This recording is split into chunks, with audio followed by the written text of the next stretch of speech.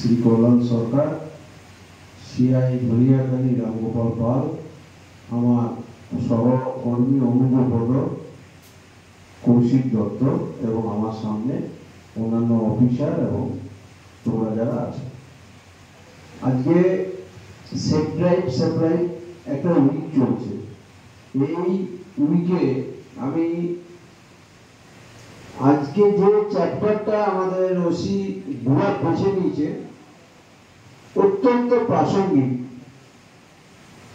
আমরা সেফ ড্রাইভে যাই করি, এইটা হচ্ছে প্রথম পদক্ষেপ, অর্থাৎ অ্যাক্সিডেন্ট হলে আমরা প্রাথমিকভাবে কি আমাদের করণীয়। আজকে ডাক্তারবাবু খুব একটা দারুণ আমাদের পরামর্শ দিয়েছেন যে আমরা কোথায় রুগীকে পাঠাবো, নিকটবর্তী জায়গার মধ্যে যেখানে সিটি স্ক্যানের জায়গা আছে, স্কোপ আছে, যেখানে এক্সরে হয়, সেই সমস্ত জায়গা। আর আমরা যদি ভুল জায়গায় পাঠাই আমরা কিন্তু রুগীটার ক্ষতি করে দিলাম। প্রথম জায়গায় যেখানে পাঠালাম স্যালাইন দিয়ে সেলাই টেলাই করে ওনারা আবার ট্রান্সফার করলেন।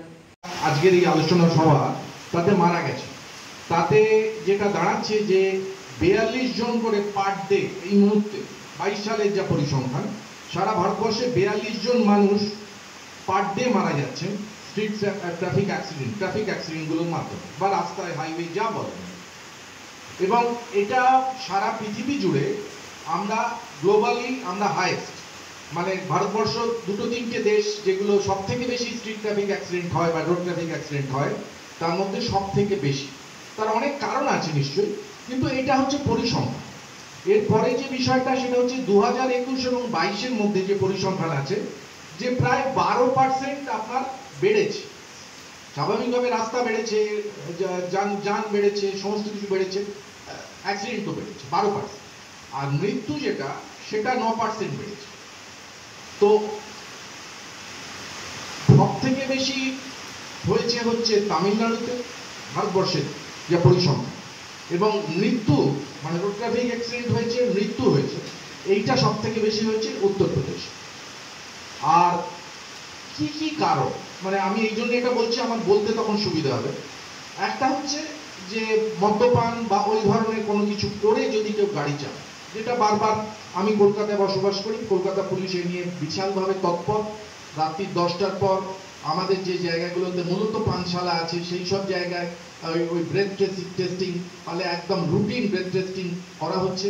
এবং এরপরে দেখা যাবে পরিসংখ্যান যে এতে রোড ট্রাফিক অ্যাক্সিডেন্ট কমলো না বাড়লো, কিন্তু এটা পুলিশের দিক দিয়ে তৎপরতা ইতিমধ্যে আছে। কলকাতার কথা বলছি কারণ রাত্রির বেলা আমি দেখি, এটা ফেরার সময় বাড়িতে যখন ফিরছি তখন এটা দেখি।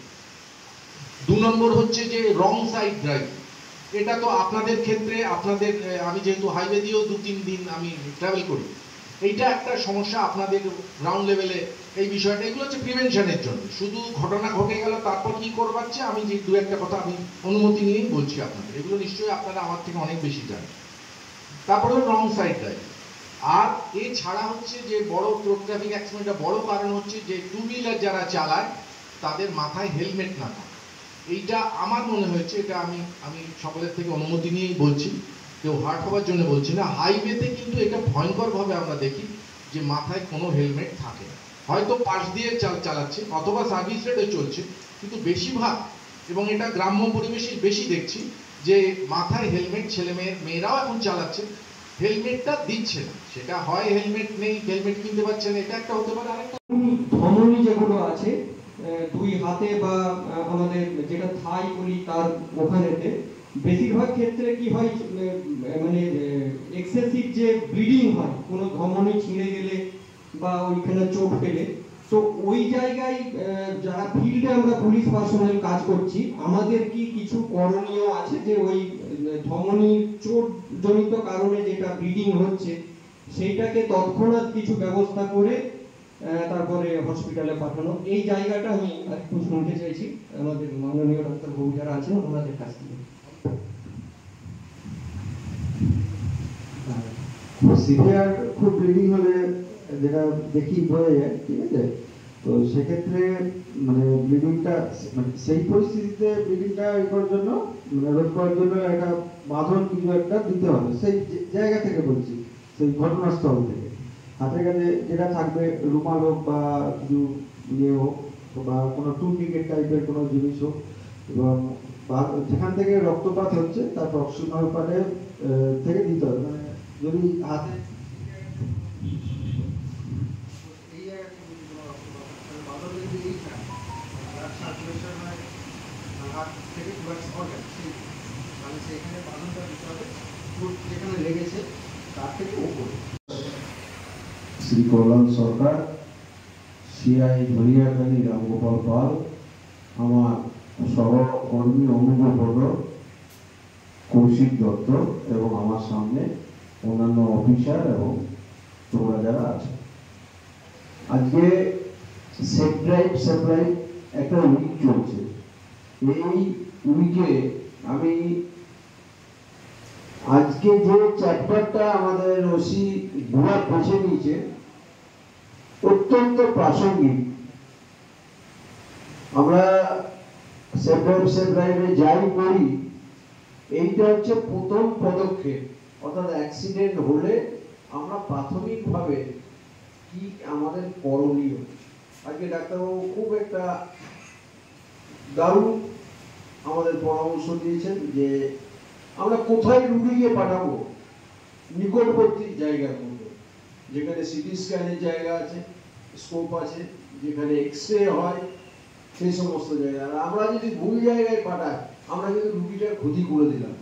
প্রথম জায়গায় যেখানে পাঠালাম স্যালাইন দিয়ে সেলাই করে ওনারা আবার ট্রান্সফার করলেন।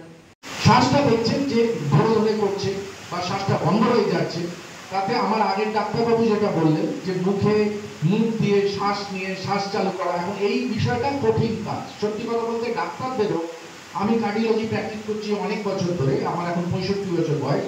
আমাকেও যদি হঠাৎ করে বলা হয় যে কার্ডিওথোরাসিক একজন ডিপার্টমেন্টে বলুন, ওয়ার্ডে বলুন যে কার্ডিওরেসপিরেটরি আমার যে ম্যানুভার সেটা করো, আমি একটু থমকে যাব, তারপর আমি করে দেবো ঠিকই। কিন্তু আপনাদের আমরা শেখালাম, আপনারা সেটা করবেন। হাতে কলমে করতে গেলে যে কোনো মানুষ একটু থমকে যাবে, কিন্তু করতে হবে নিশ্চয়ই হবে। শ্বাস বন্ধ হলে প্রথম কথা বুকের ওপর হাত দিয়ে যে করার যে বিষয়টা থাকে, সেটা রোড ট্রাফিক অ্যাক্সিডেন্টে কিন্তু আমাদের সতর্কভাবে করতে হবে, কারণ পেশেন্টের রিব ফ্র্যাকচার থাকতে পারে। রিব ফ্র্যাকচার যদি আগে থেকেই থাকে, আপনি যদি বুকে হাত দিয়ে তাকে চাপ দেন শ্বাস চালু করার জন্য, এই রিব দিয়ে ফ্র্যাকচার রিব দিয়ে তার লাংস ফুটো হয়ে যেতে পারে। তাই জন্য ওইটা করা যাবে না।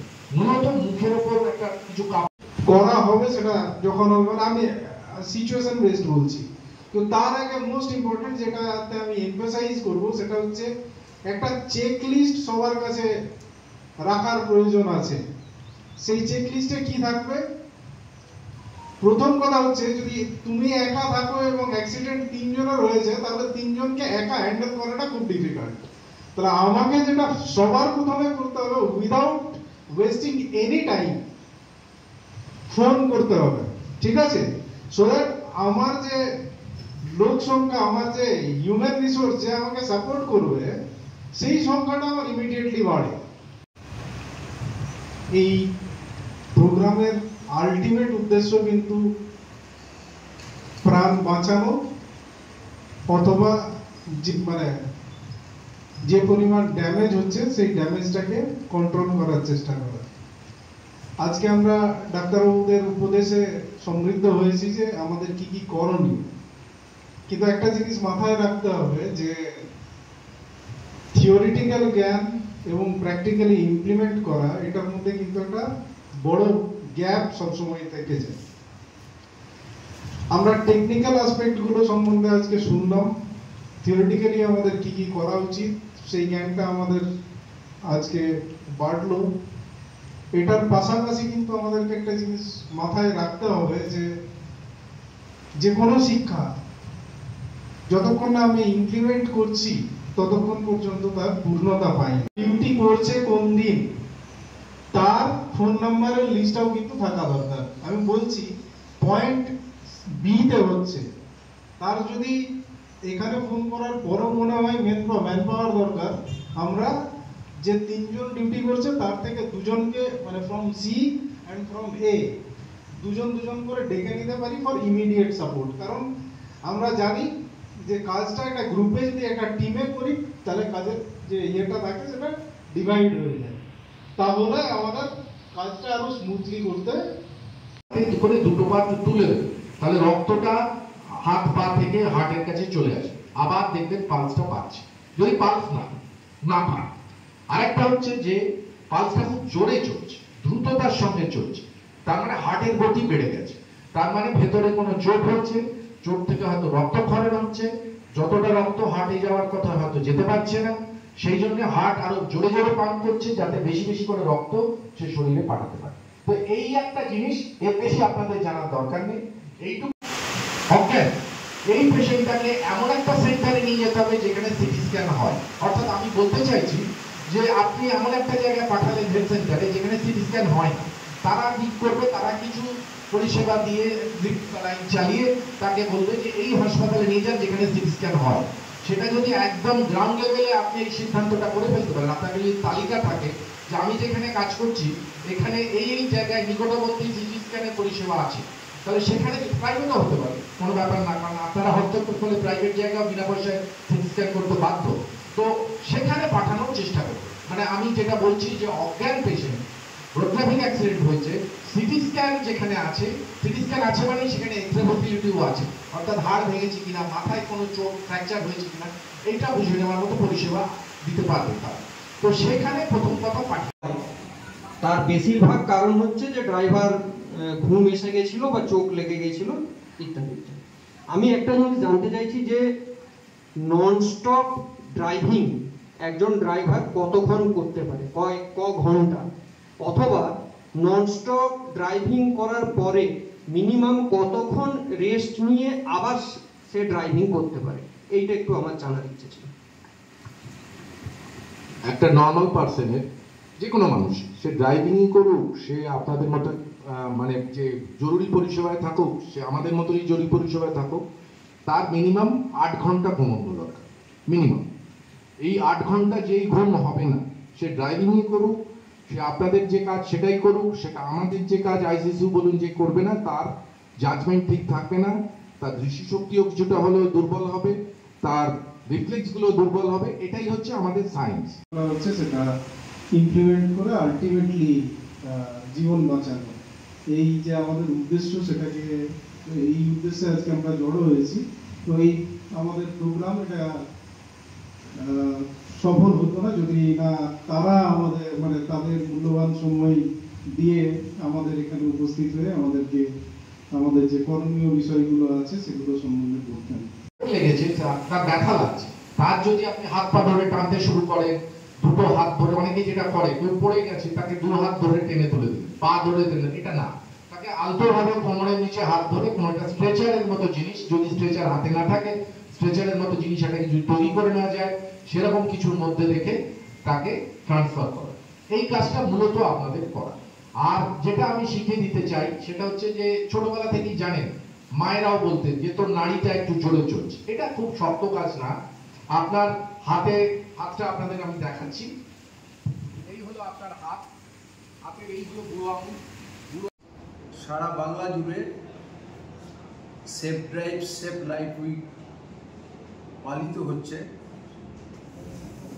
এই প্রজেক্টকে সামনে রেখে আজকে হুগলি গ্রামীণ জেলা পুলিশের বুড়াব থানা তাদের ট্রাফিক বিভাগে যারা কর্মরত আছে তাদের একটি প্রশিক্ষণের ব্যবস্থা করেছিল।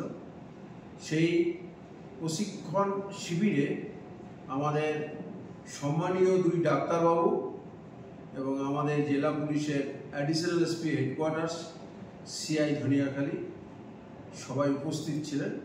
ডাক্তারবাবুরা দুর্ঘটনা বা অ্যাক্সিডেন্ট, রোড অ্যাক্সিডেন্ট হয়ে গেলে প্রাথমিক অবস্থায় কি কি পদক্ষেপ নিতে হবে এই নিয়ে আজকে প্রশিক্ষণ শিবিরে উপস্থিত ট্রাফিক হোমগার্ডদের অনেক পরামর্শ এবং গাইডলাইন্স দিয়েছেন। সেই বিষয়ে আমি প্রসিদ্ধ হৃদরোগ বিশেষজ্ঞ ডক্টর রক্ষিত স্যারকে বলার জন্য। আমরা খুব খুশি যে বুড়াব পুলিশ স্টেশন থেকে আজকে যে সপ্তাহ পালন করা হচ্ছে পশ্চিমবঙ্গ সরকারের, তার অঙ্গ হিসেবে আজকের যে আলোচনা সভা তারা সংগঠিত করেছেন, সেই আলোচনা সভায় আমরা দুজন চিকিৎসক আমরা এসেছিলাম। আমরা আমাদের যতটুকু আমাদের জ্ঞান আছে চেষ্টা করেছি তাদের মধ্যে যাতে সঞ্চারিত করা যায়, এবং তাদের মধ্যে যে উদ্যোগ দেখেছি, তাদের মধ্যে যেভাবে তারা এই পুরো বিষয়টার মধ্যে মনোনিবেশ করেছেন, আশা করব আগামী দিনে এই সুফল নিশ্চয়ই আমাদের এখানে গুড়াপ থানা এবং পার্শ্ববর্তী এলাকায় যেখানে আমাদের এখানকার যারা আছেন তারা যেন কাজ করবেন, তার সুফল সাধারণ মানুষ পাবেন, এবং সার্বিকভাবে আমাদের যে পরিষেবার যে মান, আমাদের যে সিকিউরিটি, সেই বিষয়টা আমরা একটা উন্নত জায়গায় যেতে পারি।